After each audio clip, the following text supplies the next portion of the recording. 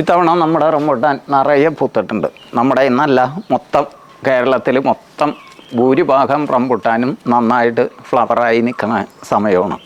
അപ്പോൾ ഇപ്പം നമ്മൾ ശ്രദ്ധിക്കേണ്ട ഒരു കാര്യം എന്ന് പറഞ്ഞാൽ, ഈ പൂവ് ഇതുപോലെ ആയിക്കഴിഞ്ഞാൽ, നിറച്ച് പൂത്ത് കഴിഞ്ഞാൽ നമ്മൾ നന്നായിട്ട് കടയ്ക്കൽ വെള്ളം കെട്ടി നിർത്തി നനച്ചു കൊടുക്കണം. കാരണം ഓവർ വെയിലാണ്.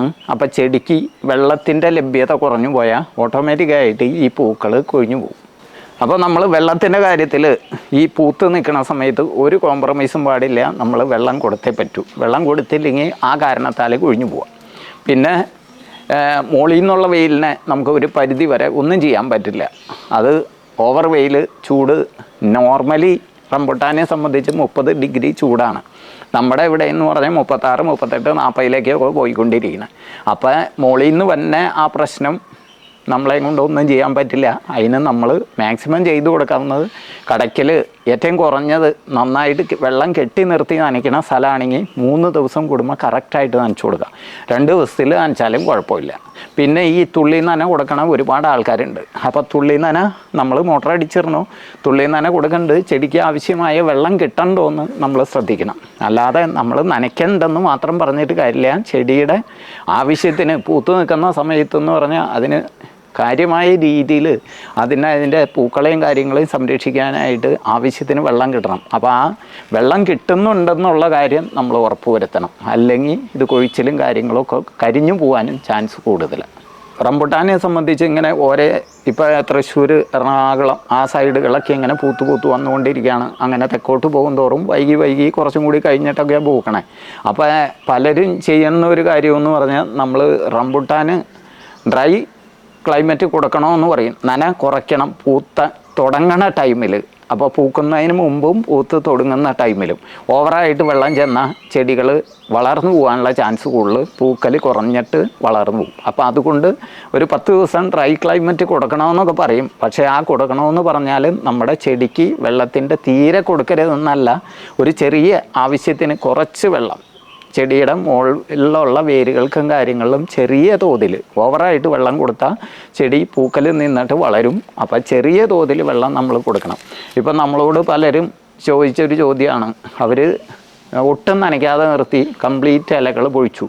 അങ്ങനെ വന്നു കഴിഞ്ഞാൽ റംബൂട്ടാനെ സംബന്ധിച്ചൊരു സംഭവമുള്ളത് എന്താണെന്ന് വെച്ചാൽ, തീരെ വെള്ളം കിട്ടിയില്ല എന്നുണ്ടെങ്കിൽ റംബൂട്ടാൻ ചെടി നശിച്ചു വരെ പോകാൻ ചാൻസ് ഉണ്ട്. അപ്പം നമ്മൾ ചെറിയ തോതിൽ വെള്ളം കൊടുക്കുക. നന്നായി പൂത്തതിന് ശേഷം ധാരാളം വെള്ളം കൊടുക്കുക. ഈ മരം നമ്മൾ കായ പറിച്ച് കഴിഞ്ഞപ്പോൾ പ്രൂൺ ചെയ്ത് ശരിക്കും കുറ്റി പോലെ ആക്കി നിർത്തിയതാണ്. പക്ഷേ ഈ കൊല്ലം നിറയെ പൊടിപ്പുമായി, അതുപോലെ നിറയെ പൂത്തിട്ടുണ്ട്. എന്ത് അങ്ങനെ പ്രൂൺ ചെയ്തു? അത് മരം ഒരുപാട് വലുതായി പോകണ്ടെന്ന് വിചാരിച്ചിട്ട് ചെയ്തതാണ്. ഓവർ വലിപ്പത്തിലേക്ക് വന്നു കഴിഞ്ഞാൽ പിന്നെ നമുക്ക് അതുമേ പറിക്കാനും വലയിടാനും ഒക്കെ പാടല്ലേ. അപ്പോൾ അത് കാരണം ഒത്തിരി വലുതാവണ്ടെന്ന് വിചാരിച്ചിട്ട് കട്ട് ചെയ്തത്.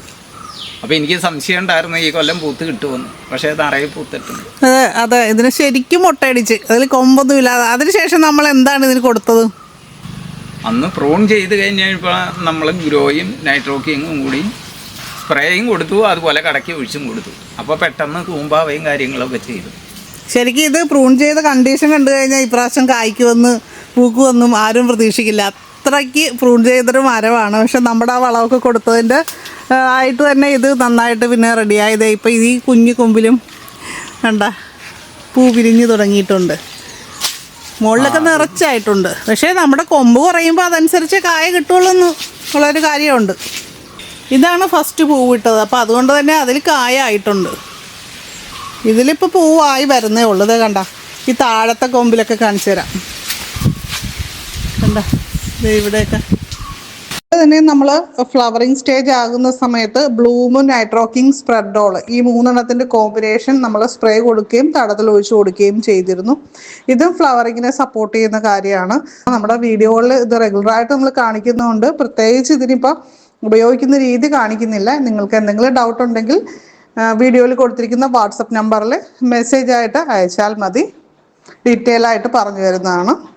3 വർഷമായിട്ട് റംബൂട്ടാൻ മരത്തിൽ പൂവുണ്ടാകുന്നു, എന്നിട്ട് എല്ലാം കരിഞ്ഞു പോകുന്നു. അതിൻ്റെ കാരണം എന്താണെന്ന് ഒരു ക്വസ്റ്റ്യൻ ഉണ്ടായിരുന്നു. അതിൻ്റെ കാരണം എന്ന് പറഞ്ഞാൽ അത് ബഡ് ചെയ്ത പ്ലാന്റ് ആണെങ്കിൽ അങ്ങനെ സംഭവിക്കാൻ ചാൻസ് കുറവാണ്. നമുക്ക് അതിന് വെള്ളവും കാര്യങ്ങളും ഒന്നും കറക്റ്റായിട്ട് കിട്ടണില്ലെങ്കിൽ കുറച്ച് കായെങ്കിലും പിടിച്ച് കിട്ടും.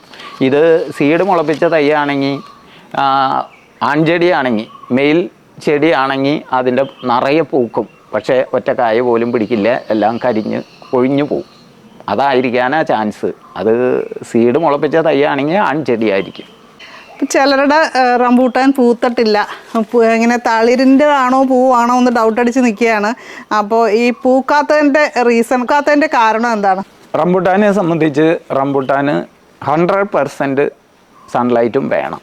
നല്ല വെയിലുള്ള സ്ഥലത്ത് മാത്രം റംബൂട്ടാൻ നന്നായി വളരുകയും അതുപോലെ നന്നായി പൂവിടുകയും കാര്യങ്ങളും ചെയ്യുള്ളൂ. റംബൂട്ടാന് ഷെയ്ഡ് വന്നു കഴിഞ്ഞാൽ റംബൂട്ടാൻ വളരും, ഒരുവിധം പൂക്കില്ല. അപ്പോൾ റംബൂട്ടാനെ സംബന്ധിച്ച് നന്നായിട്ട് വെയിൽ കിട്ടേണ്ട ഒരു ചെടിയാണ്. എന്നാൽ മാങ്കോസിനെ സംബന്ധിച്ച് 50% വെയിൽ മതി. അങ്ങനെ ഓരോ ചെടികൾക്കും ഓരോ പ്രത്യേകതകളുണ്ട്. അപ്പോൾ അതിനനുസരിച്ച് റംബൂട്ടാൻ നടണതെന്ന് പറഞ്ഞാൽ നല്ല വെയിൽ കിട്ടാവുന്ന സ്ഥലത്ത് മാത്രം നടാവൂ. അങ്ങനെ നട്ടാലേ നമുക്ക് നന്നായിട്ട് വളരുകയും നന്നായിട്ട് കായ്ഫലം ഉണ്ടായി കിട്ടുകയും ചെയ്യുള്ളൂ. അത് തന്നെയാണ് അവരുടെ കേസ്. അവരുടെ കേസ് എന്ന് വെച്ചാൽ മതിലിനോട് ചേർന്നൊരു ചെറിയൊരു സ്പേസാണ്. അപ്പോൾ അവിടെയൊക്കെ മറ്റു മരങ്ങളുമൊക്കെ ആയിട്ട് ശരിക്കും പറഞ്ഞാൽ സൺലൈറ്റ് അത്ര പ്രോപ്പറായിട്ട് കിട്ടുന്ന സ്ഥലമല്ല. ഞാനത് സൂചിപ്പിച്ചിരുന്നു. പിന്നെ സാഹചര്യം അനുസരിച്ച് പിന്നെ നമുക്കൊന്നും ചെയ്യാൻ ഇല്ലാത്ത ഒരു സാഹചര്യത്തിലാണ് ആ മരം നിൽക്കുന്നത്. അതുകൊണ്ട് കൂടിയായിരിക്കാം. പിന്നെ ഇതിനകത്തൊരു കാര്യമെന്ന് പറഞ്ഞപ്പോൾ നമ്മൾ റംബൂട്ടാൻ നട്ടു, അത് നട്ടയച്ചും പോന്നിട്ട് ആ ഭാഗത്തേക്ക് തിരിഞ്ഞു നോക്കാതിരുന്നാൽ ഇത് 3 വർഷം കൊണ്ട് കായ്ക്കില്ല. നമ്മൾ നന്നായിട്ട് പരിചരണം കാര്യങ്ങളും കൊടുക്കണം. ഇപ്പം നമ്മൾ കൊച്ചുകുട്ടികളെ എങ്ങനെ നോക്കണോ അതുപോലെ നോക്കി. അതെ അതെ, അത് വെച്ചാൽ ടൈലിട്ട മുറ്റമാണ്. അതിൻ്റെ അകത്ത് കുറച്ചൊരു ചെറിയൊരു സ്പേസ് മാത്രമാണ് ഓപ്പണായിട്ട് മണ്ണുള്ളത്.